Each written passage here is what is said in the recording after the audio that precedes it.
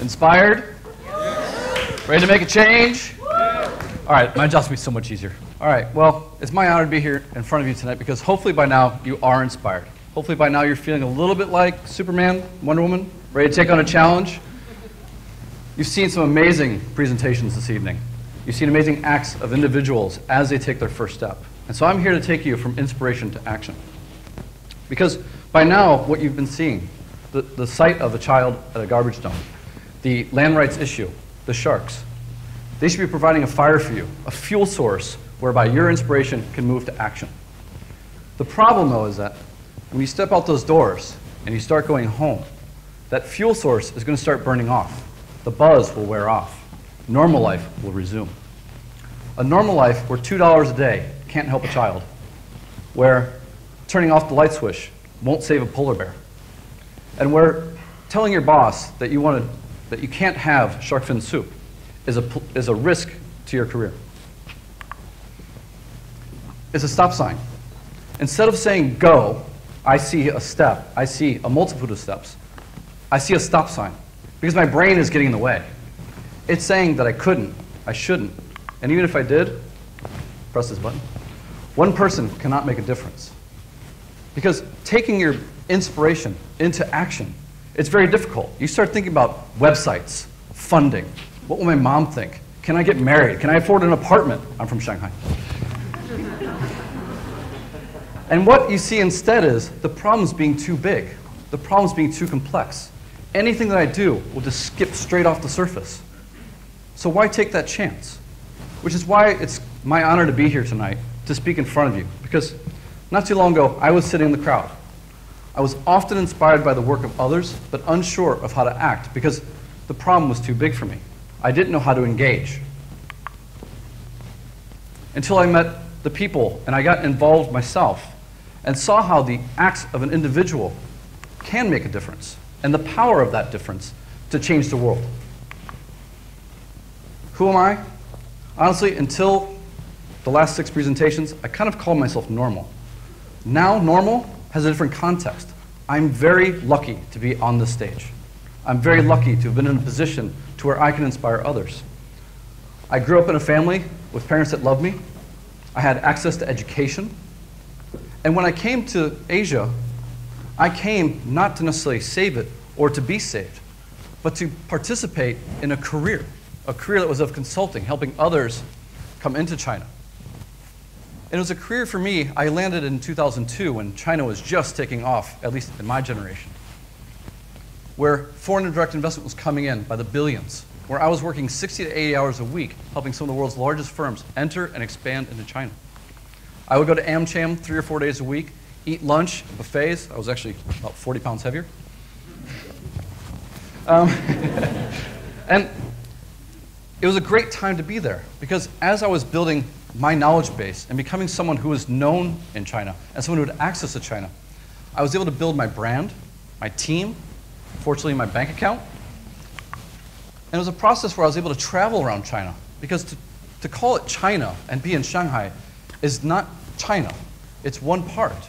But I was fortunate to travel around and to see what was going on, to be a part of that growth. But there's something that was missing, and that was volunteering. It's something that I've been engaged in since I was in high school, the first time I volunteered for the Special Olympics. In Shanghai, at the time, it was very difficult to be a volunteer, particularly as a foreigner. Now, I could help organize a gala, I could donate some money to a scholarship, and maybe I could plant a tree, but I couldn't actively engage locally through a platform that necessarily met my time commitment, my time availability, as well as the issues that I was most passionate about. So I set up a website. I really had no plan. There was no budget. And trust me, this is the 3rd website done by a professional developer. The first one looked kind of like my 9-month-old went crazy with the crayon. And it was just a very simple idea, one that I borrowed from the States from a platform that I had engaged through in San Francisco called the Hands-On Network. On one end, you see the calendar here, you have volunteers. On the other, you have programs, organizations in need, people in need. And through this website, you match them. The beauty of this platform is that it harnesses the little steps of individuals, being volunteers, putting themselves out there, painting a wall. And over time, what has happened is these individuals, we start out with 5 to 10 core individuals, moved to 20 to 30 after about 6 months in 2004. Now we have over 7,500 individuals in Shanghai, 3,000 in Hong Kong, and 4,000 in Chengdu. So we've grown quite significantly through the power of individuals. The platform has also grown to include students and corporations who they themselves have the same fuel for getting engaged in the local community. Students, looking for a little bit different, have different time commitments. So we look at them as the future leaders. We don't just treat them as a volunteer. We actively engage them to come into our group and learn how to be future leaders, learn to develop their own teams. Corporations, CSR and sustainability programs, fantastic ways to engage through internal programs, those volunteers. It's a benefit to the community in many ways that we never believed before. Because as those firms engage through volunteering, their minds are opened as organizations and as employees to many other things, including donations. And what's happened is we've gone from 1 program a week, every other week, to more than 60. We have more than 75 partners across China. We start off with hospital visits, we moved to elderly visits. We're now working in schools, teaching math, science, and English. We're now going to the children's hospitals in various cities and making sure that their playrooms are open so that kids affected by illness and surgery have the ability to, for 2 hours a day, to get out and feel like kids again. And this is the platform. It's really easy. It only took 1 step.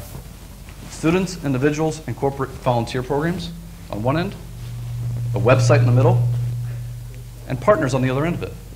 Using that same calendar to develop a multi-level impact to our partners, because that's ultimately what this is about. It's about impacting our partners, having a commitment to the community long term. But it's also about the volunteer experience, making sure that they're engaged and they enjoy it. And it's scaled across. It's a platform that's ultimately scalable. We have 4 full offices in China. We have 10 project sites. But it's something that's growing across Asia now as well. And what I've learned is that actually through these small sacrifices of individuals for an hour, 2 hours, what we're doing is we're rebuilding community. Because we're taking issues that were once somebody else's problem down the street or somebody else's problem across the city. And we're linking these people together to show them that they are part of a wider community. Their community does not stop at their door. And honestly, at that point, I could have stopped right there. I could have said I'd done my bit. I was still a volunteer for this organization. I still am the executive volunteer. I could have updated my LinkedIn profile. I could have tweeted it out. But what I realized was through this program and through continuing my travels through China, it was just my first step, my first organizational step. That there was more to do because as China was growing as fast as it has been for the last 15, 20 years, there have been issues that we all hear about in the news. Issues that that come into Hong Kong, whether it be air pollution, water, food. This was a country that was having trouble keeping the lights on, having trouble feeding its people, having trouble with education. There was more to do, more steps to take. For me, it was about a puzzle piece, looking at the puzzle and wondering which pieces are large, which ones are small, which ones that are large can I break down into small pieces. Because for me, it's always about steps, taking that first step. Because once you take that first step, you can't go backwards. You can turn around and go forwards, but you can't go backwards on that first step. And so I continued building platforms which ultimately were meant to have continued impact on the community, on the environment, and on the economy in a good way. So I threw away kind of it was 2008, so there wasn't much left in my consulting business. But what was left, I was able to turn over into something for sustainability, corporate social responsibility, engaging different actors. It wasn't about how much profit can I make, how can I reach these audiences so I can sell my products.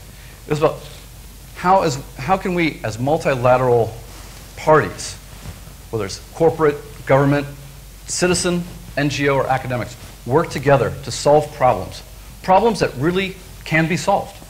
Any problem that you're thinking about, that you're passionate about, it can be solved by taking the first steps. And so what this platform does is we're actually bringing those parties together, developing the research they need, developing the steps they need, and helping them to execute internally. It's about a long-term legacy of where corporates, citizens, academics, NGOs, and government can work together. And then because I had enough spare time, I took on a third challenge. I have a student in this audience. I teach 200 MBAs at the China-Europe International Business School. I'm an adjunct professor of sustainability and responsible leadership. And so what started out as volunteering and helping build capacity in the community, and then it turned into helping build capacity within larger organizations, has now become building capacity within leaders, future leaders of government, family, corporations. Because you need all these actors to put those pieces into place. One person can't do it alone, and believe me, there's 7 people here tonight that have tried, and at one time thought that they were Superman or Superwoman and could do it all. But you need help, and you need to change things going forward. So through this program, actually, it's a 4-month class. It's all 200 MBAs. It's a core part of the curriculum. And what they have to do is not only just learn in the classroom about CSR, sustainability, and how to make better decisions. They need to engage in the community, doing research, and then developing and executing business plans or partnerships off campus. It's a live experiment about how can leaders make better decisions going forward for sustainability and corporate social responsibility. Because at the end of the day, this is all about impact. It's all about putting those pieces of the puzzle into place, getting the people into place, putting the resources into place. It's not about necessarily the individual. It's about the steps that the individuals take as a collective, working together to solve problems that you find here that fuel your belly, but that you have a hard time transacting on. When you start having the smallest of impact, you find that it grows. It'll grow to the point where people around you come together, where resources that you need before will start to come together, and that impact can grow. What I started off with my own personal journey was myself and a few friends. What it's grown into is more than 20,000 volunteers, giving more than 40,000 hours a year of their time. It's also turned into corporations where CEOs are now looking at me going, how can we change our supply chain? How can we impact our 200,000 workers? How can we as an organization change our products? The world is changing. And as we wrap up, I want you to remember the speakers that were before me. It all starts with one person. It all starts with one step. All you have to do is recognize that this child is in need and that you yourself can do something about it. It does not have to be about a specific issue. You don't have to engage in one of our platforms. Find an issue that is tangible for you, not something that's just passionate and I can do something for a couple of years. Find something that's tangible and you can maintain that fuel. Thank you very much.